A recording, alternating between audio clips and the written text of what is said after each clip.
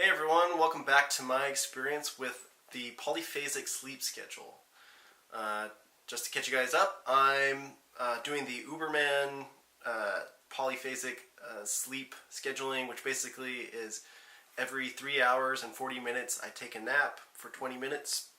Do that throughout the day, so basically I sleep about 2 hours of the day rather than 7 or 8 hours. So today is day 9. It's been a bit since I did one of these, and it's partly just been because I've been really busy. So, you know, even when I shorten my sleep time, I still have trouble getting everything done. But you know, I still am putting forth the effort. So let me catch you guys up on what's been going on. So. What's been happening is, as I've talked about in previous episodes or previous days, I was having trouble with waking up from my naps, and to be honest, that continued for a bit, and it still is something that I've been dealing with, and a big part of it was just like the better my body adapted, the deeper I would get in a shorter amount of time into sleep, and then the deeper I would get, the harder it would be to wake up. So one of the things that I did to try to combat this was put my phone, because that's what I was using, was my phone. I thought that using like a normal alarm would wake too many people up.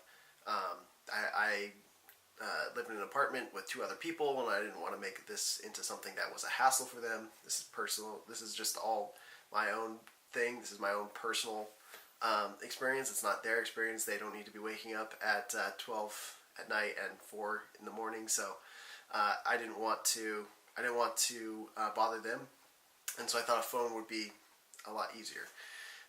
So I put the phone closer to my face to try to make it so that it was louder without actually having to make the volume louder. It just would be louder for me. That unfortunately didn't work. I still was sleeping through my alarm. I've talked to my roommates, because sometimes they're awake when I sleep through my alarms, and they would help me. Sometimes there were legitimate times when I was gonna sleep through my alarms, and they helped me out, and that was great of them. But it was still happening. You know, obviously, like I was saying, you know, sometimes they're actually sleeping, so I can't expect them to be around to wake me up. So the next thing I did was I got some headphones. And that way I could turn the volume all the way up on my phone, and that helped some. Like I think I was having a better track record, but it still wasn't quite there. So the latest thing that now I'm trying to do is, and I think it's actually, I really think that this is probably the biggest thing that's going to really make a difference, and that's what I was doing. I kept telling you guys, oh, I'm using the alarm on my phone, and that's how I'm waking up, and it keeps, I keep sleeping through it. But I guess what I wasn't saying was I was using the timer on my phone, which there's a difference. The timer on your phone, it'll sound an alarm, but then it will stop. It won't just keep going until you actually stop it. And so I was setting it for 20 minutes so that, you know, after that was finished, it would go off. However, I've decided, and after realizing that there's another setting, which is actual alarm, which I knew about it, but I think because I was, I didn't do it because I knew that I wasn't going to necessarily fall asleep immediately at 8 every day, so I didn't want to set the, I don't know, like I was, for some reason I rationalized it as like I wasn't going to be able to wake up at the exact same time all the time. But at the end of the day, like what I ended up doing was just setting an alarm for not only the time to sleep, but also the time to wake up. So I have 2 alarms on my phone, not just the timer after my alarm goes off. And so the alarm, now I didn't realize that that it would keep going, unlike the timer, and because it goes all the time, that will wake me up, and it's been much better. Since using it, I've been able to stay awake each time that it goes off. Like, it wakes me up and I stay awake.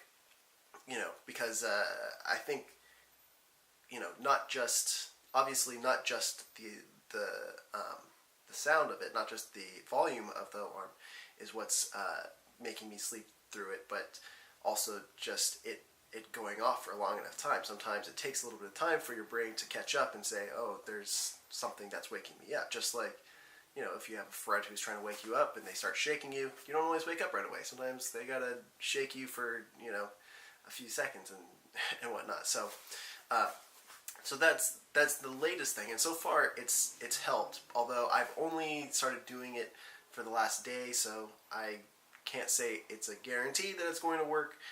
But I think this may be a game changer. We will see. I think one of the things that's really interesting about, and like just going through this process, one of the things that I'm kind of amazed at, like the way that I found out about this process. There's a lot of stuff online that people talk about it and whatnot, but that's not the reason why I did this.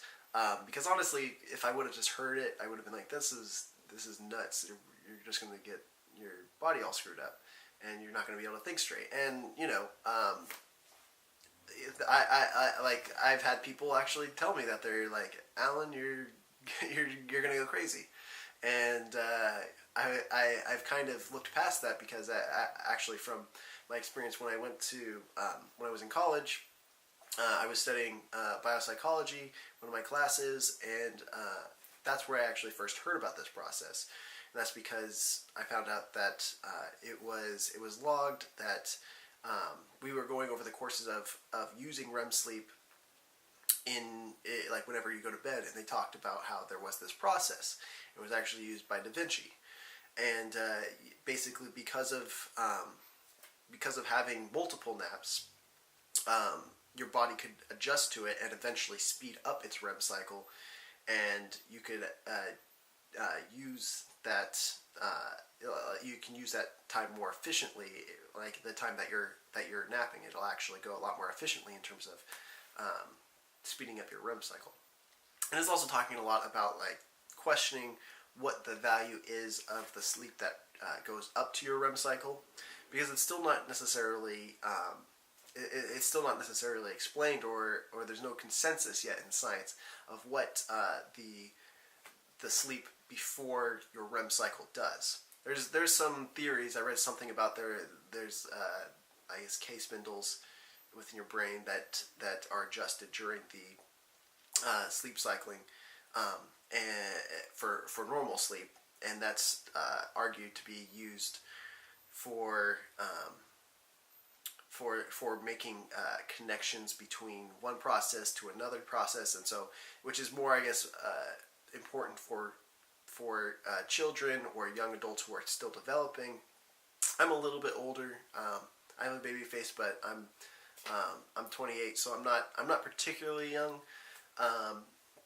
So this is so I don't think that it's necessarily a huge concern about my development in terms of getting older. But I mean, what I was eventually getting to is, I think it's pretty amazing. For one, this has been done throughout time, but also without, I'm having all this trouble with an alarm. Da Vinci didn't have an alarm, obviously. He must have had to have somebody wake him up, because I don't think that, he would have been able to just force himself to wake up all the time. So, or maybe he might have done it over a time period and slowly had less and less sleep. And I don't know, it didn't say the exact name. It might not have been the Uberman process. It might have been something else that just allowed him to have less sleep but still get a lot more done.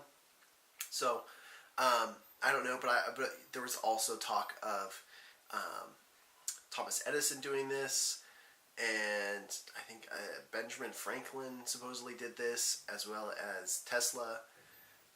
So it's pretty interesting, and I don't think that it's if you do this process you get smarter. I don't think that that's what it is. It's just that smart people tend to have higher expectations on them. They're asked to be more productive, and therefore, if they're going to be more productive, one solution is to sleep less. And so I think that, you know, they were already probably very smart to begin with, and then once they had this as an option, it gave them the time to be productive with that intelligence. Which, you know, when you have the expectation of, you know, of being smart and having all these gifts, which those men did, um, one of your biggest adversaries becomes time. So, you know, I think I have a long ways to go before I'm I'm there with Thomas Edison or Da Vinci, but it was reassuring to see that certain men could work on that sort of level and be that productive and not just be able to do a lot of things, but do it at a very high quality rate. You know, despite supposedly not getting as much sleep, because obviously if you're being sleep deprived, you're not going to be able to think as well. You know, but it reassured me to say to believe that even though you might start off sleep deprived, your body does actually adjust, and you're able to sleep in a critical manner. I still haven't had any problems in terms of being able to do anything physical. Like I felt just fine. I think the times that I get the most tired tends to be at night, which oddly enough I've maybe had more problems with sleeping through my alarm during the day, which I'm not sure why that is. I think it's partly because I'm more guarded at night. Like I know that it's very possible that I can sleep through the night, so like I won't allow myself to go into a deep sleep a lot of the time. I'll just kind of do like what I was saying before, where I kind of close my eyes, but I wouldn't really force my mind to get into that deep sleep, and it would make me more rested, but it wouldn't make me deep rested. So once again, thanks for watching, and I'll see you on the next one.